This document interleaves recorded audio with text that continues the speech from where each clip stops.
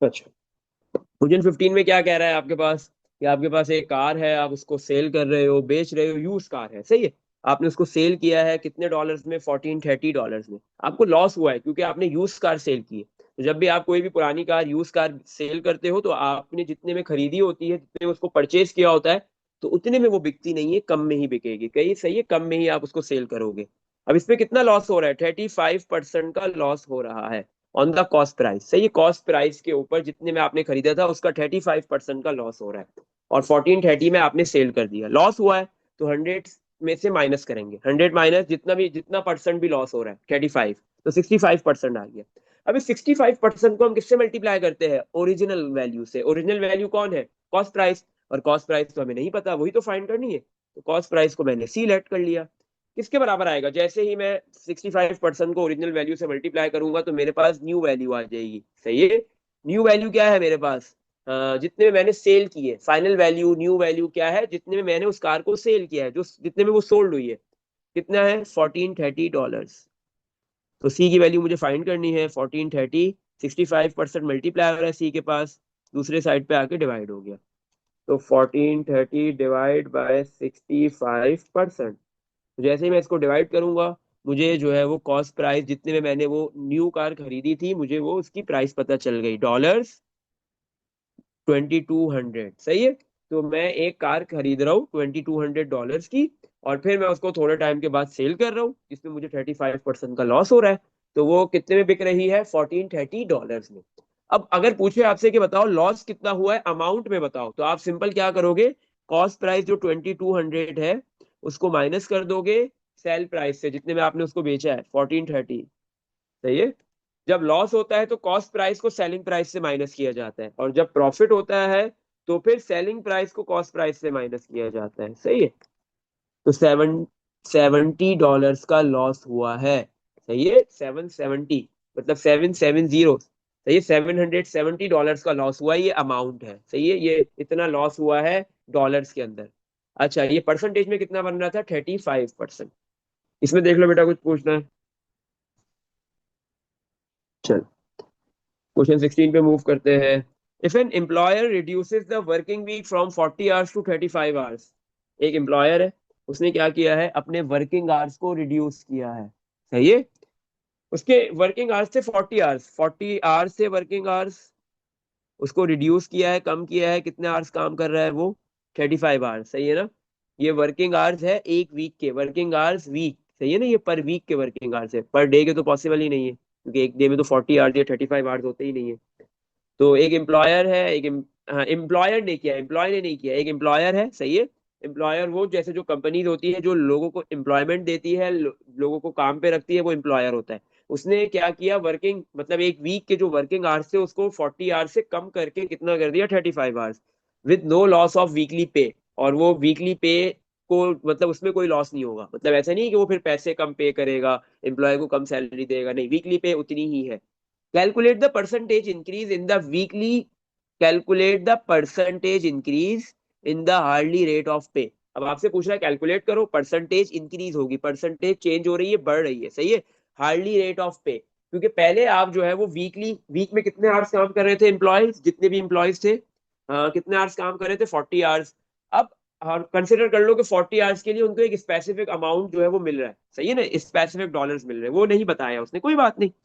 अब वो काम कर रहे हैं 35 आवर्स, 5 घंटे कम काम करेंगे, और अभी भी उनको उतने ही पैसे मिलेंगे जितने 40 आवर्स काम करते वक्त मिल रहे हैं। तो इसका मतलब है उनकी जो है वो सैलरी, वीकली पे तो कम नहीं हुई है, इसका मतलब है कि उनका हार्डली रेट बढ़ गया, तो ये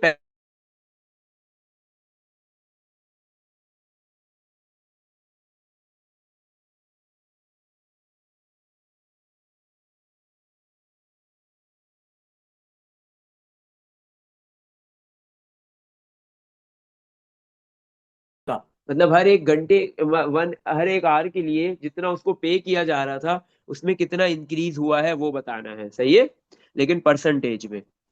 अच्छा, अब क्योंकि हमारे पास यहाँ पे कोई भी अमाउंट गिवन नहीं दी गई है, तो हम अपनी मर्जी से कोई भी अमाउंट लेट कर सकते हैं, लेकिन जरूरत नहीं है अमाउंट लेट करने की, सही है। अच्छा, तो सबसे पहले हम देखेंगे कि यहाँ पे हमारे पास जो है वो क्या हो रहा है, कितने परसेंट जो है वो अमाउंट बढ़ रही है, इंक्रीज हो रही है। सही है। तो उसके लिए काम करते हैं, चलो एक अमाउंट हम लेट करते हैं, सही है ना। हम कंसिडर करते हैं, क्योंकि जब वैल्यू नहीं गिवन होती हम आसान वैल्यू कोई भी ले लेते हैं, 100 ले लेते हैं, सही है। $100 जो है वो मिल रहा है, आप 100 के बजाय आप कोई और वैल्यू लेना चाहते हो, कोई और वैल्यू भी ले सकते हो।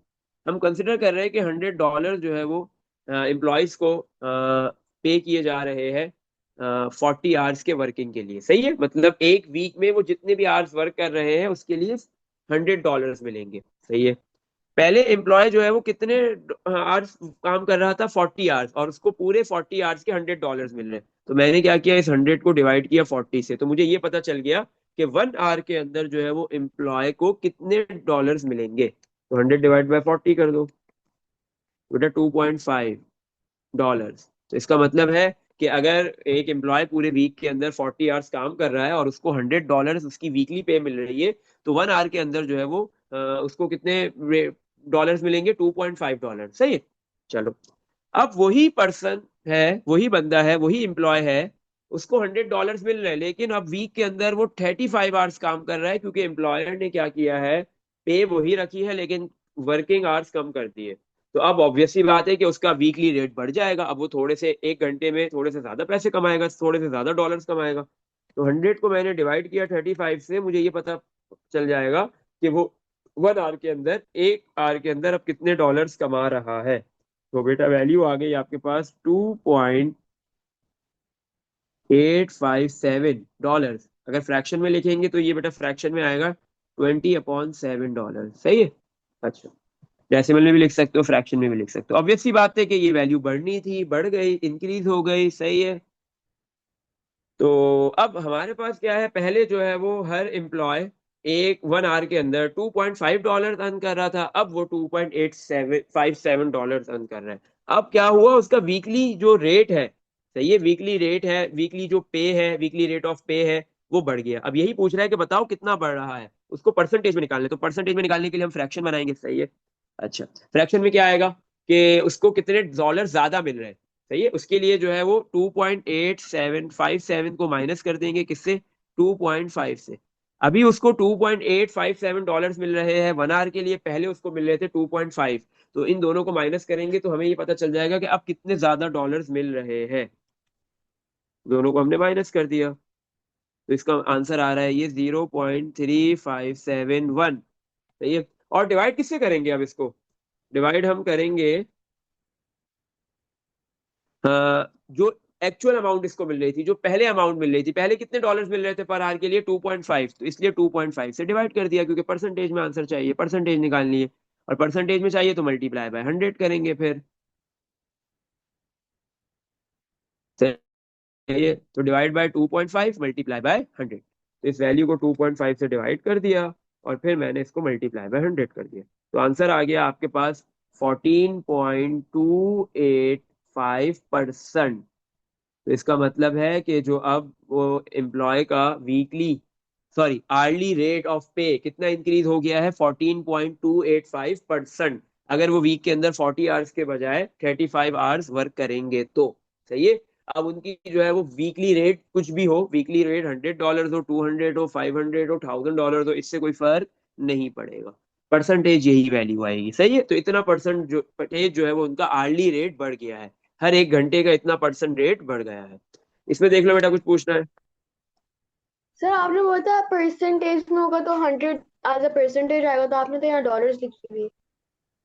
क्या डॉलर दिखी हुई है $100। बेटा, हाँ।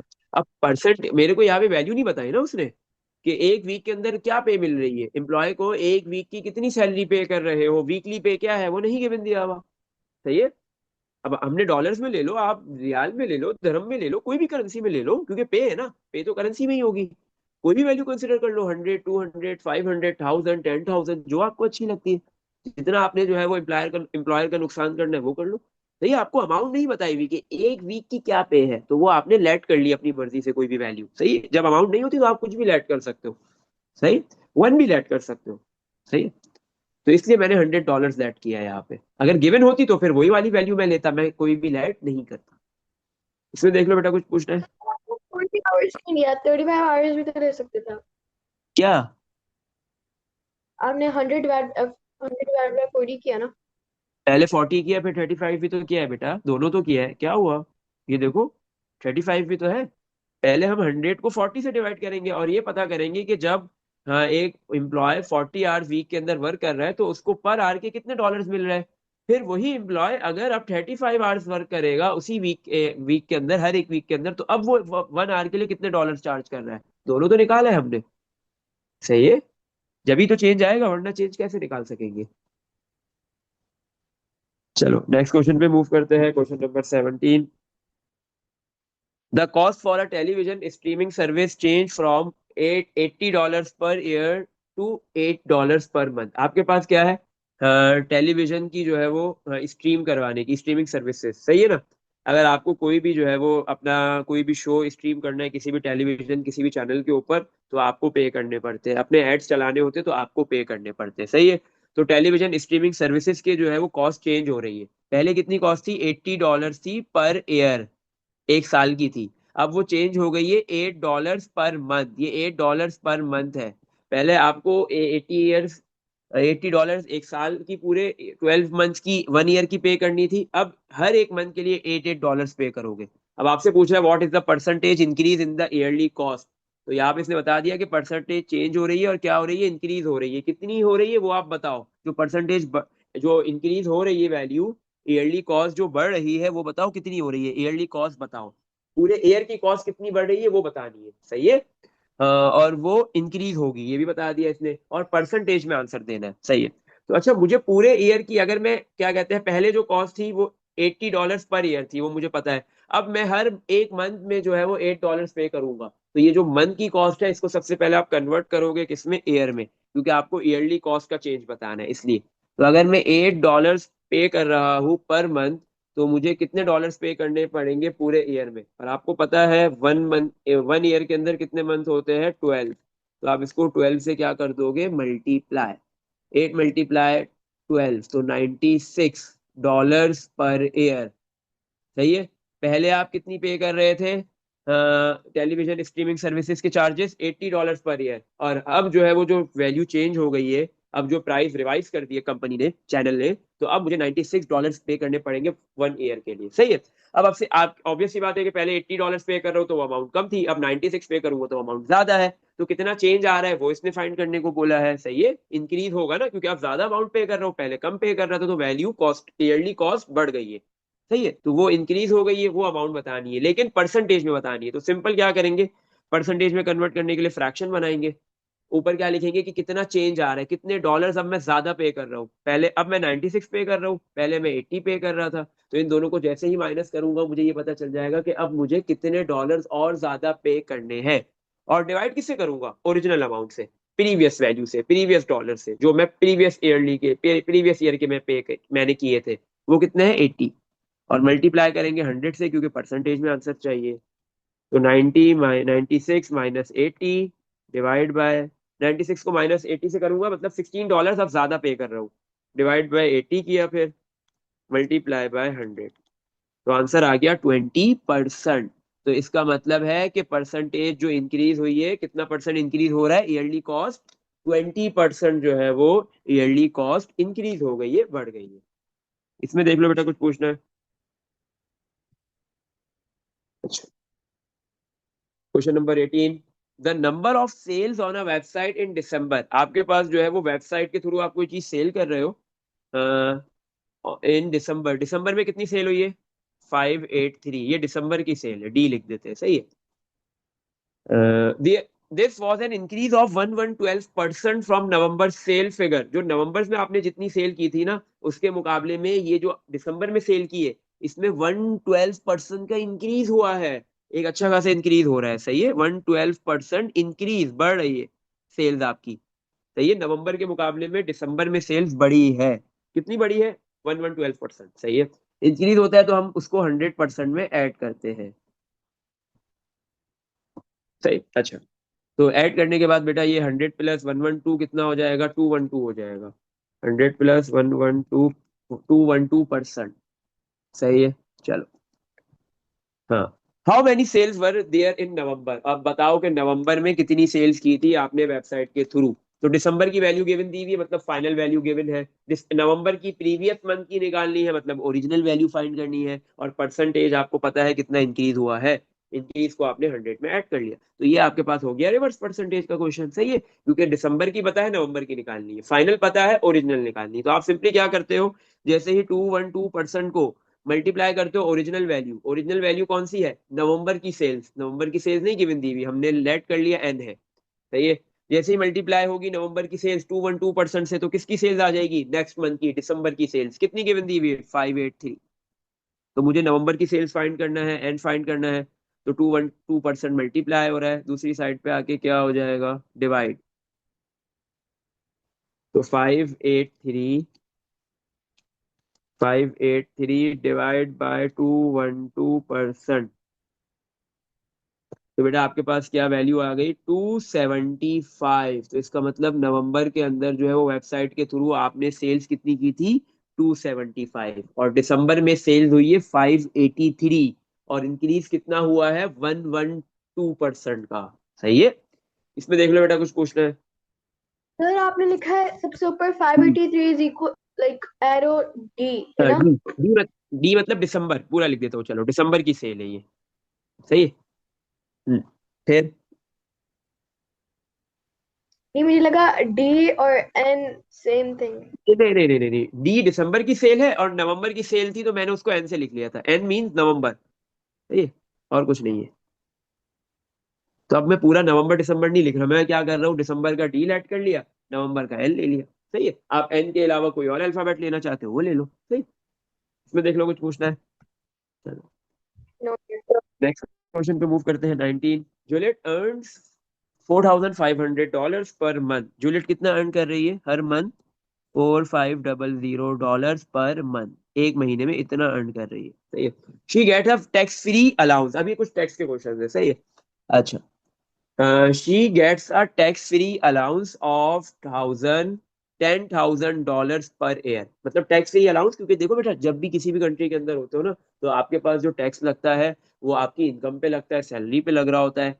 लेकिन उसके लिए कुछ स्लेब्स बना दिए जाते हैं। सही है, कि अगर आप इतनी इनकम कमा रहे हो, सही है, इतनी इनकम है आपकी ईयर की, ईयरली टैक्स ईयरली लगता है। सही है, मंथली नहीं होता है, हाँ ईयरली लगता है, पूरे साल का कैलकुलेट किया जाता है। सही है, हाँ कटता हर महीने है, लेकिन आप जब एंड में टैक्स रिटर्न करते हो तो उसमें आप पूरे एक साल के जब आपका फिस्कल ईयर मतलब फाइनेंशियल ईयर, जैसे ही कंट्री का financial year fiscal year and होता है, तो फिर आप अपना टैक्स रिटर्न करते हो, टैक्स रिटर्न फाइल करते हो। सही है, कि आपने इतना टैक्स पे किया है और आपका बनता इतना था, आपने या तो उससे ज्यादा पे किया है तो रिटर्न मांगते हो, और अगर आप कम पे करते हो तो फिर जो अमाउंट आपको और पे करनी है आप वो पे करते हो। सही है, तो आपके पास क्या है, जूलियट कितने अमाउंट कमा रही है, $4,500 पर मंथ। सही है, she gets a tax free allowance of $10,000 per year. इसका मतलब है क्या है, कि अगर वो पूरे साल के अंदर $10,000 कमाती है तो उसको कोई भी टैक्स नहीं देना, टैक्स फ्री लिखा हुआ है ना।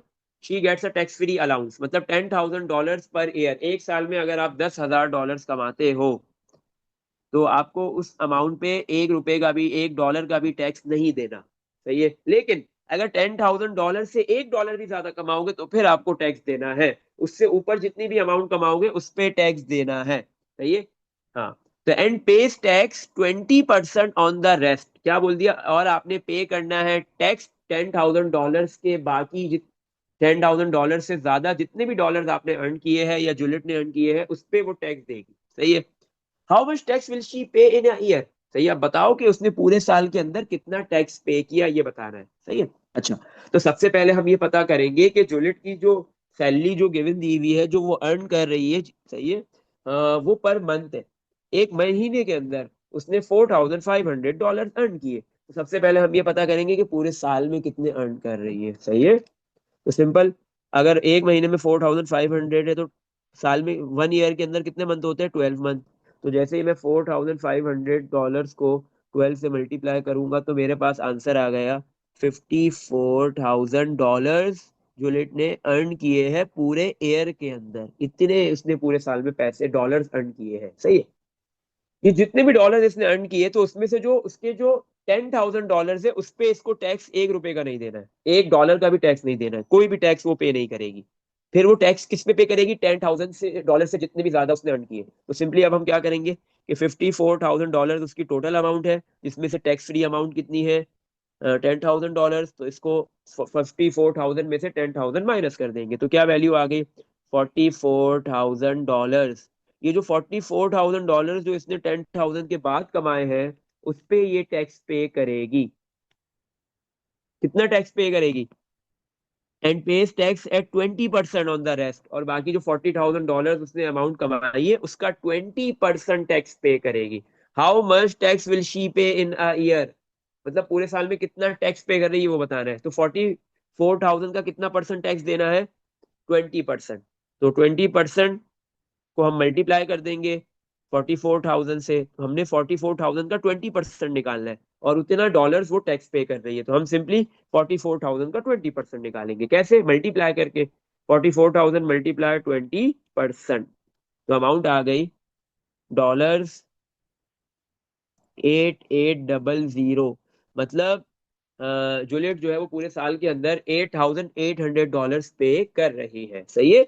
और उसने पूरे साल के अंदर कितने डॉलर्स कमाए हैं, $5,400 उसने अर्न किए हैं। सॉरी, $54,000 उसने अर्न किए, इसमें से स्टार्टिंग के $10,000 पे कोई टैक्स नहीं था। बाकी के रिमेनिंग जो उसने एक्स्ट्रा ज्यादा अमाउंट कमाई है $44,000, तो उसमें उसने $8,800 पे किए हैं।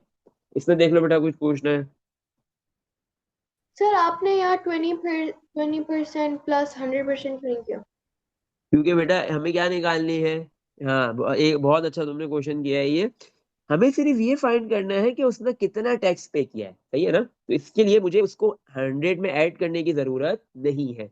लेकिन हम 100 में वहां पे ऐड करते हैं कि हमसे हमें बोलता है कि बताओ बेटा कि यहाँ पे ये जो है वो कितने परसेंट वैल्यू इंक्रीज हो गई, इतना परसेंट वैल्यू इंक्रीज हो रही है 20%। जब इंक्रीज होती है ना, तो आप उसको 100 में ऐड करते हो। लेकिन टैक्स में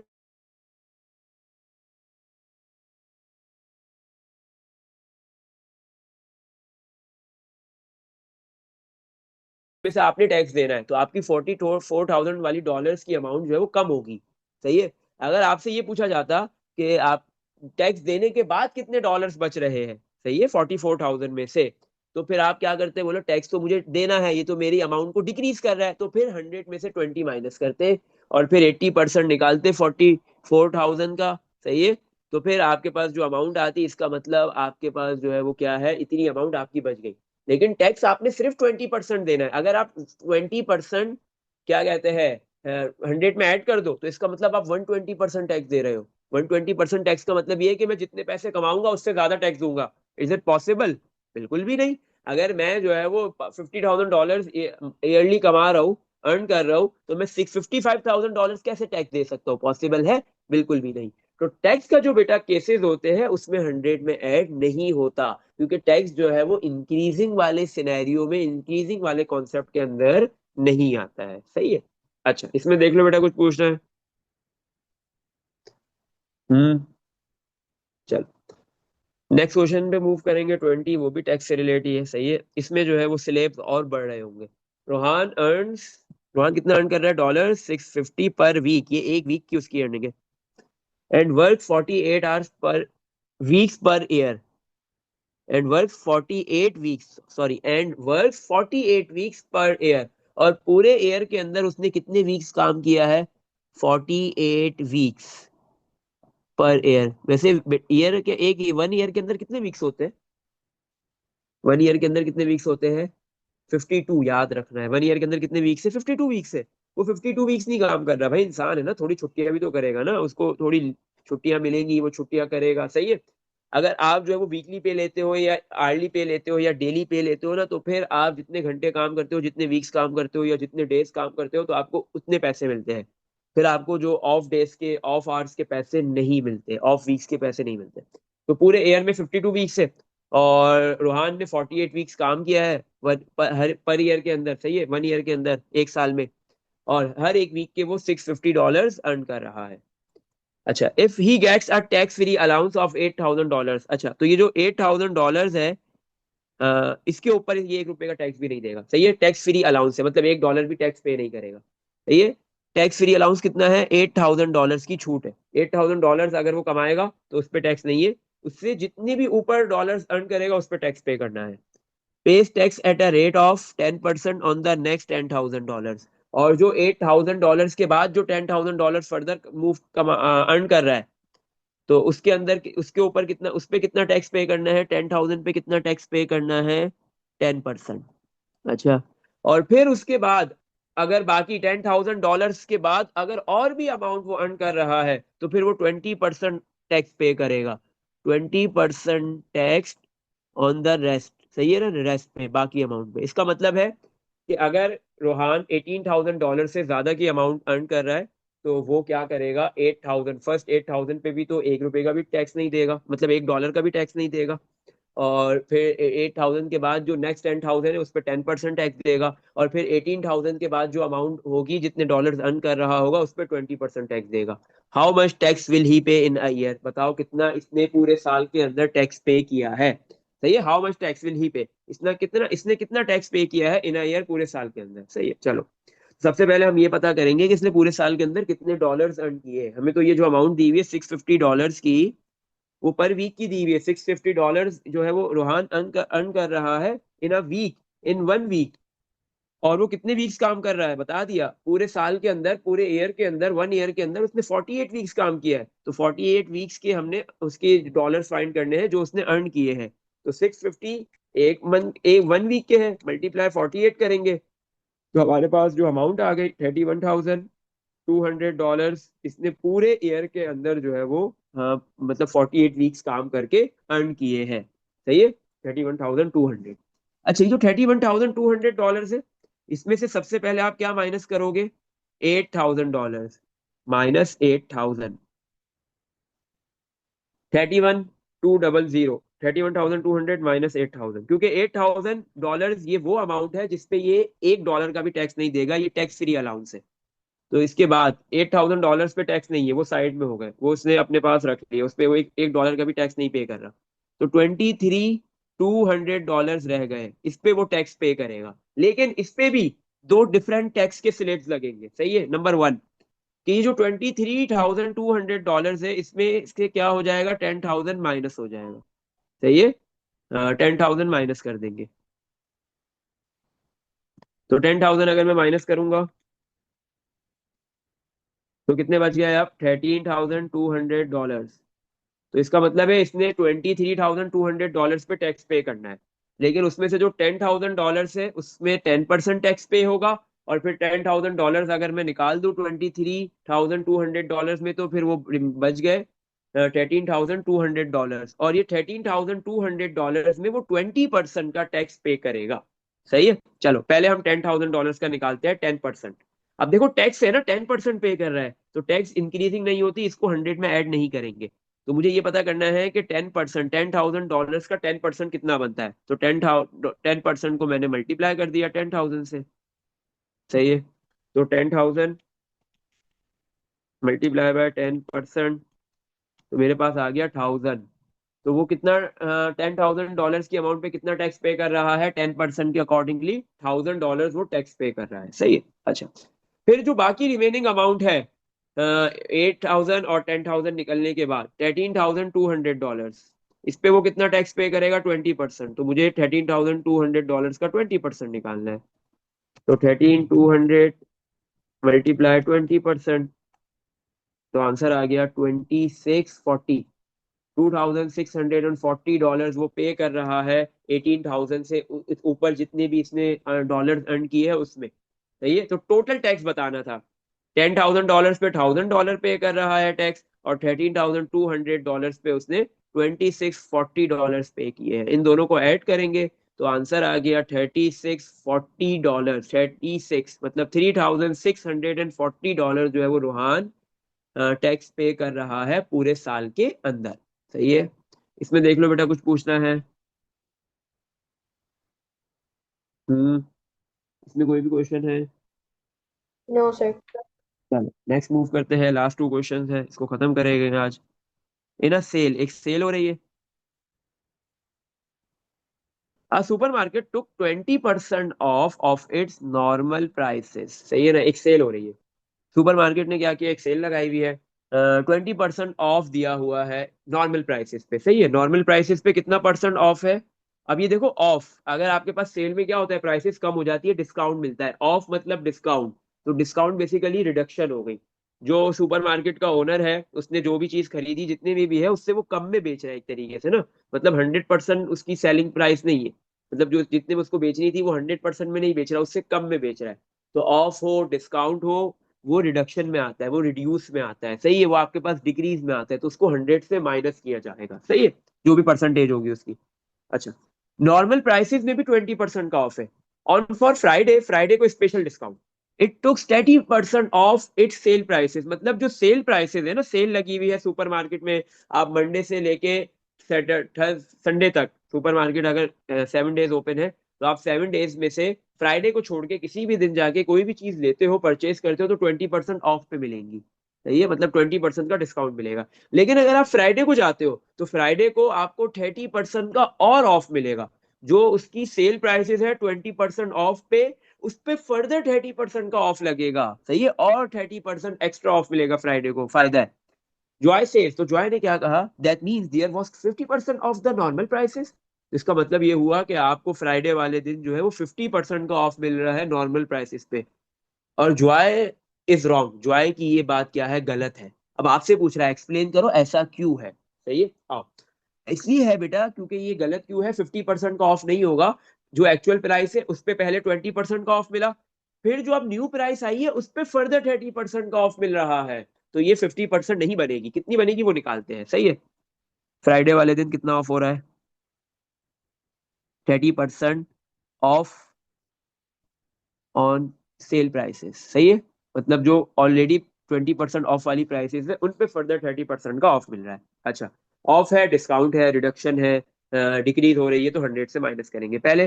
100% माइनस जो इनिशियल ऑफ मिल रहा है सेल प्राइस पे, जो सेल में प्राइस मिल रही है, सही है, जो सेल लगी हुई है 20% का ऑफ, पहले इसको माइनस किया, क्या आ गया, 180%। 100 - 20%, 80%, परसेंटेज से हटाने के लिए डिवाइड बाय 100 कर दिया, तो 80 डिवाइड बाय 100 कितना आ गया, 0.8। परसेंटेज से हटाने के लिए क्या कर दिया आपने, 80 डिवाइड बाय 100, तो ये वैल्यू आ गई 0.8, सही है। अच्छा, तो ये हो गया आपके पास 0.8, सही है।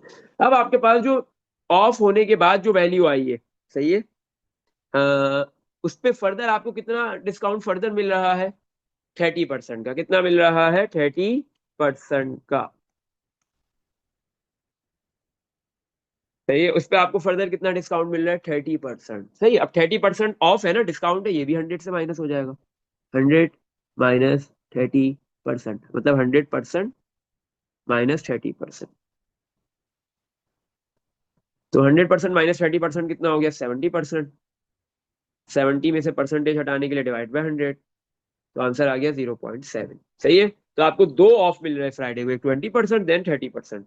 तो ये जो दोनों ऑफ वाली सिचुएशन है, दोनों जो ऑफ है, जो डिस्काउंट है, एक 0.8 और एक 0.7, तो इन दोनों को हम क्या करेंगे, मल्टीप्लाई, क्योंकि यहाँ पे आपके पास रिपीटेड चेंज हो रहा है ना, रिपीटेड चेंज आ रहा है, सही है ना। तो आपके पास जो है वो यहाँ परसेंटेज में जो चेंज आ रहा है वो एक से ज्यादा मर्तबा आ रहा है, तो आप क्या करते हो, इंक्रीज होता है तो 100 में ऐड करते हो, डिक्रीज होता है तो 100 से सबट्रैक्ट करते हो, और उन दोनों चेंज को क्या करते हो, मल्टीप्लाई। तो 0.8 मल्टीप्लाई बाय 0.7, जैसे मल्टीप्लाई किया आंसर आ गया 0.56। इसको परसेंटेज में कन्वर्ट करना है तो मल्टीप्लाई बाय 100 कर देंगे 0.56 को। तो जैसे ही 0.56 को मल्टीप्लाई 100 करोगे आंसर आ गया 56%। तो इसका मतलब है कि आपके पास जो है, अगर आप फ्राइडे को सुपरमार्केट से कोई भी चीज खरीदने जाते हो तो 50% का ऑफ नहीं मिलेगा। एक्चुअल प्राइस पे, जो सेल से पहले वाली प्राइस है, ओरिजिनल प्राइस है, उस पे 56% का ऑफ मिलेगा, 56% का डिस्काउंट मिलेगा, सही है। और बाकी नॉर्मल डेज पे जाओगे तो सिर्फ 20% का डिस्काउंट मिलेगा। इसमें देख लो बेटा, कुछ पूछना है? सर चलो। क्या बोलते हैं, हाँ। टेक्निकली अगर मैथ के रूल्स में देखते हैं तो ऑफ तो मल्टीप्लिकेशन को नहीं बोलते। क्या बोल रहे हो? ऑफ, ये वो बेटा वो ओ एफ होता है, वो ओ एफ होता है, सही है। ओ एफ का मतलब होता है मल्टीप्लाई। यहाँ पे ये जो ऑफ है ना, ओ डबल एफ, ये डिस्काउंट के लिए यूज हो रहा है, सही है ना। जो जब आपके पास किसी भी आप मॉल में जाते हो, कोई भी आपने ड्रेस खरीद रहे हो, उस पर लिखा हुआ है सेल है या इतना परसेंट ऑफ है, तो इसका वो ऑफ का मतलब होता है डिस्काउंट दे रहे हैं आपको। ये ओ डबल एफ वहां पे यूज होता है, कभी भी ओ एफ नहीं लिखा होगा। ओ एफ का मतलब होता है मल्टीप्लाई। सही है। चलो नेक्स्ट क्वेश्चन, लास्ट क्वेश्चन पे मूव।